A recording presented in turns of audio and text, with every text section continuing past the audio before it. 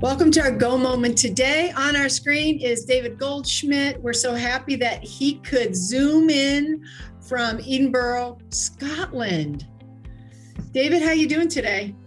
Doing well. It's 8 o'clock here, but the sun, as you can see out our back window, the sun still is out. So when it hit the side of the summer, it doesn't go down to about 11 or 12. So my kids are all thrown off, but we're doing really well. It's light till 11 or 12. Are you that far up there in the what do they call latitude as like Alaska? Yeah, we are really far up there. Yeah. How about that? Oh my gosh. So how late do your kids stay up? Tell us the story. So this is the first night. And so, they're young kids, but they ask me every night, can we have the light on? Can we make it brighter?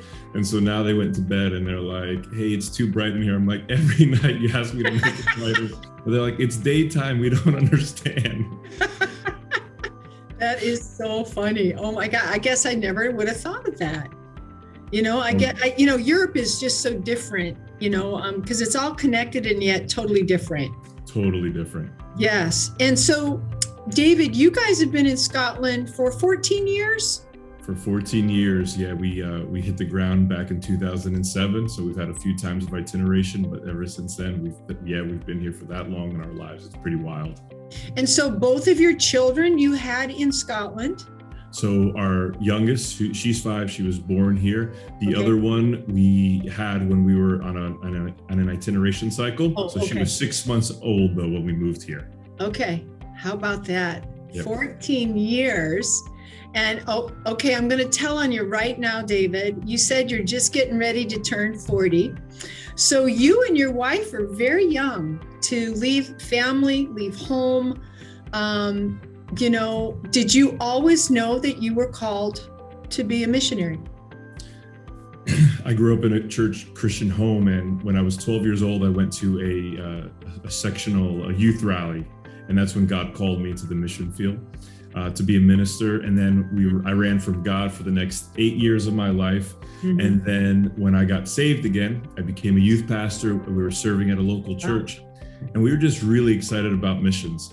And my wife and I, we knew that we would be called to missions someday, and we just thought it was going to be later on in life. I was only really saved for about 3 years when we had this call. We sat in front of our district officials, and we thought they were going to say, go back, get some experience.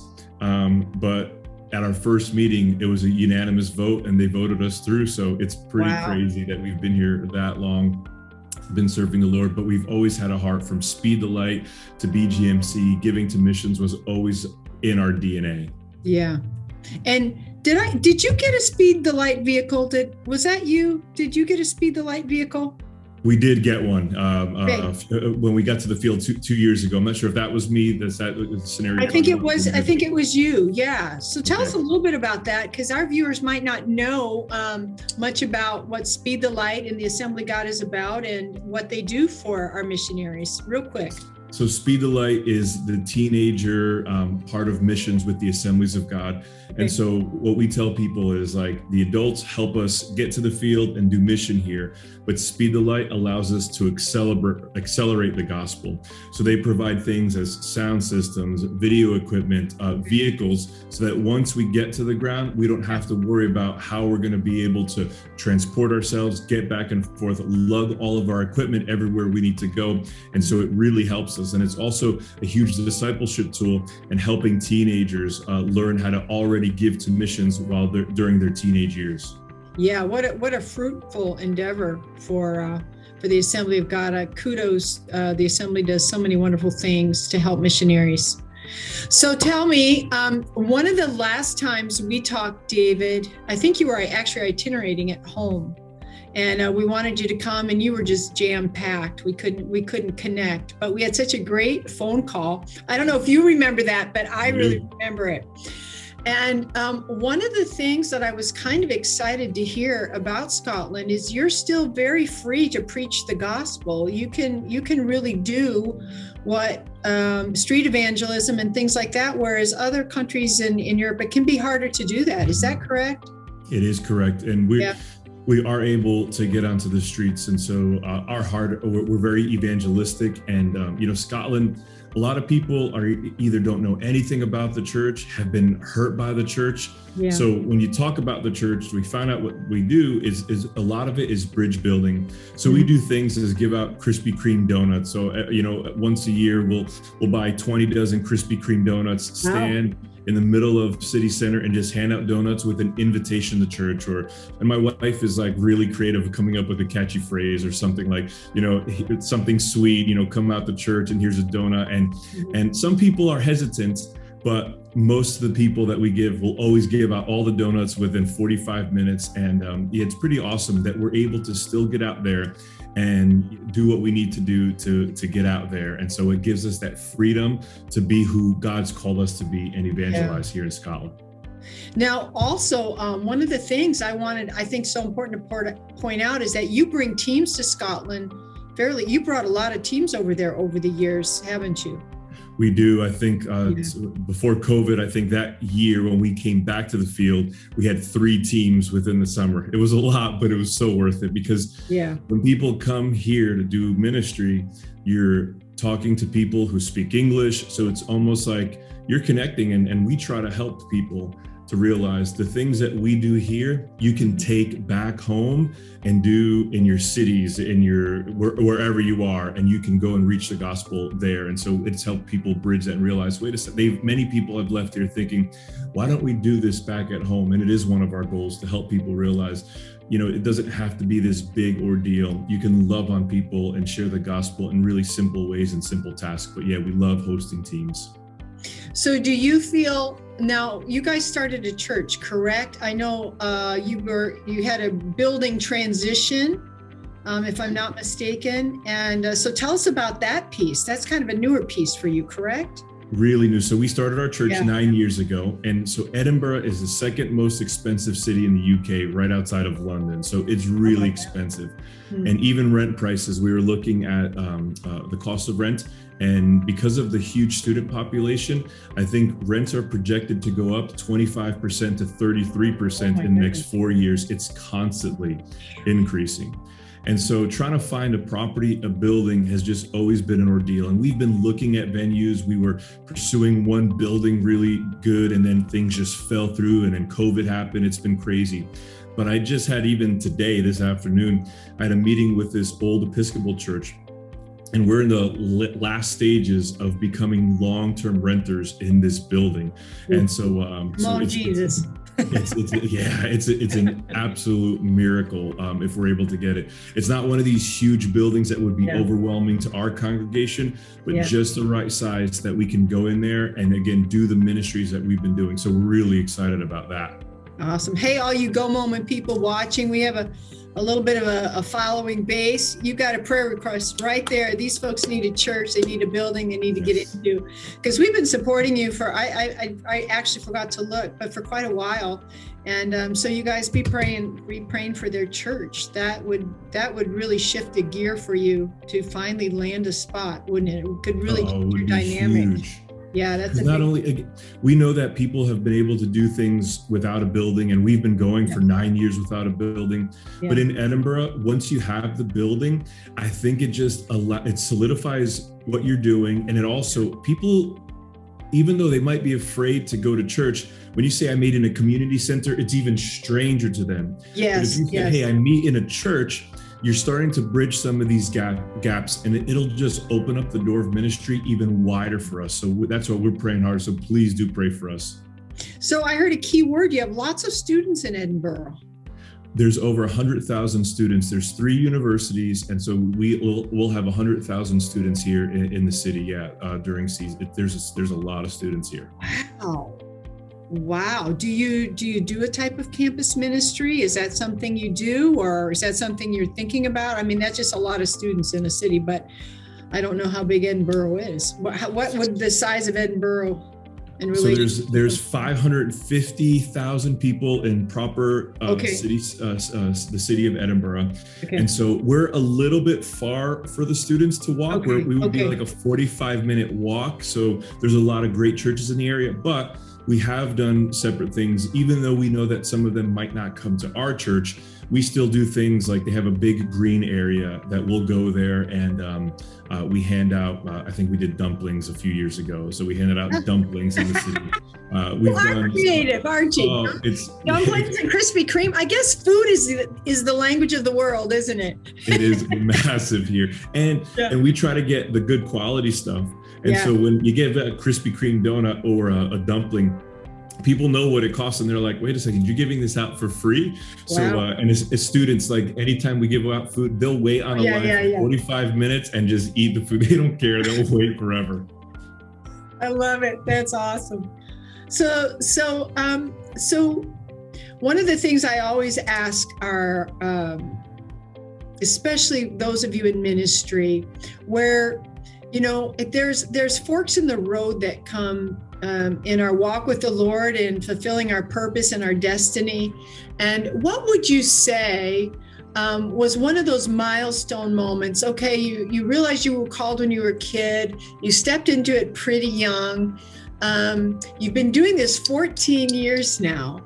As a seasoned minister, as a seasoned missionary, can you tell us of a time though in this process where there was kind of just that fork in the road? Like what was a strength, or what was something God dealt with you about, or what was kind of that moment, that mile marker that maybe God spoke to you about, you know, continue on this path, or whatever that was for you? Because I think all of us in ministry have had these moments of kind of really, I just call them those fork in the road moments. I can choose this or I can choose that. And I just really feel like this is what God is saying and I got to do it.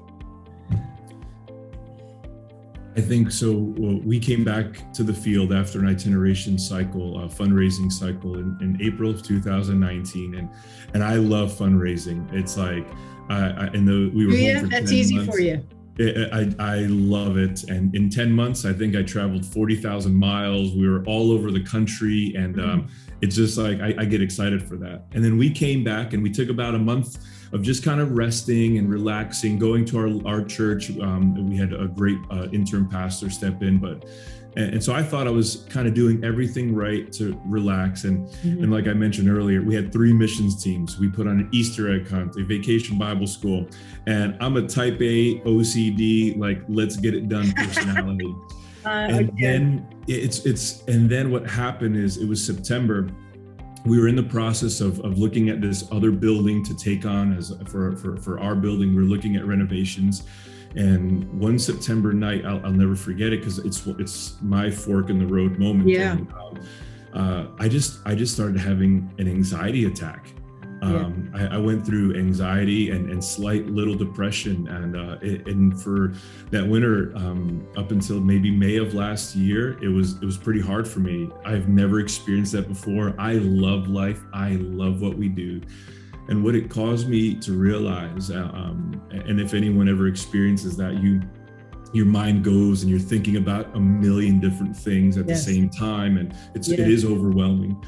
And I remember thinking to myself, I've got to really dig into my relationship with God here. You know, you hear a lot of people, they get excited. They're like, man, you take so much faith to go out there, and it is, but you have to maintain your relationship with God through it all.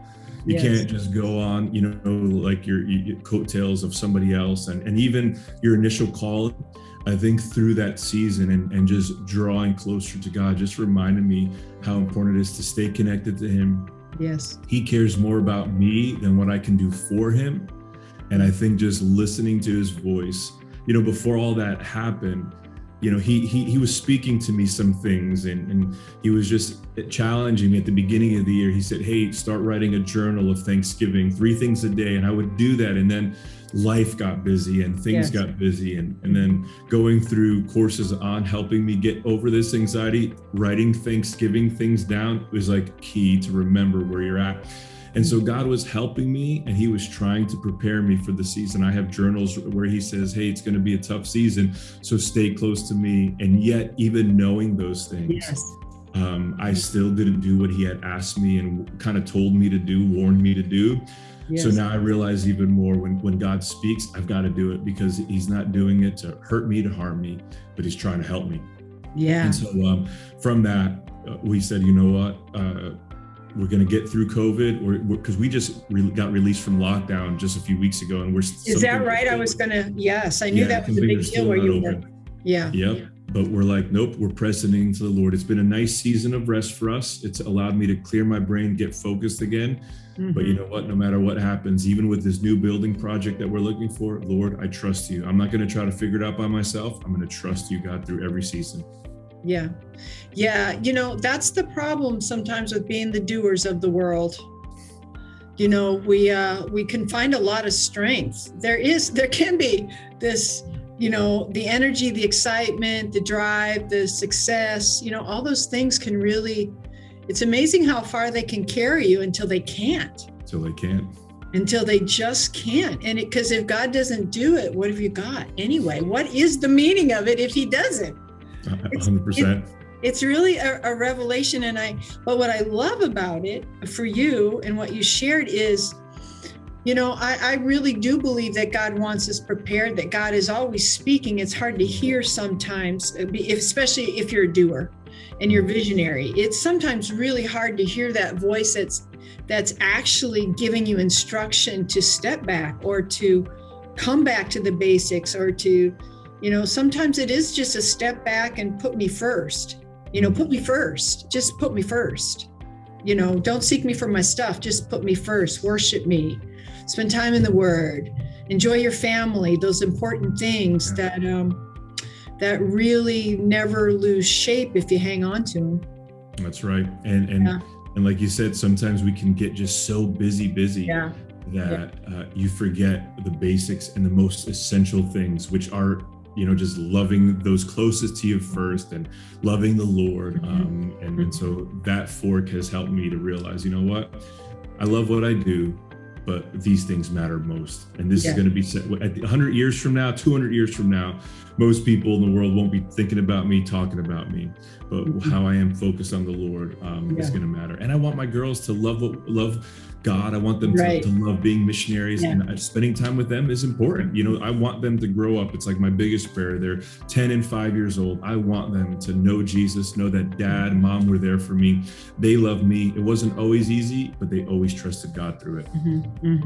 Yeah, I forget exactly how the expression goes, but they might not remember the Krispy Kreme, but they might remember your kind words and your smile, how you treated them. Those are the things that really, really people do hang on to.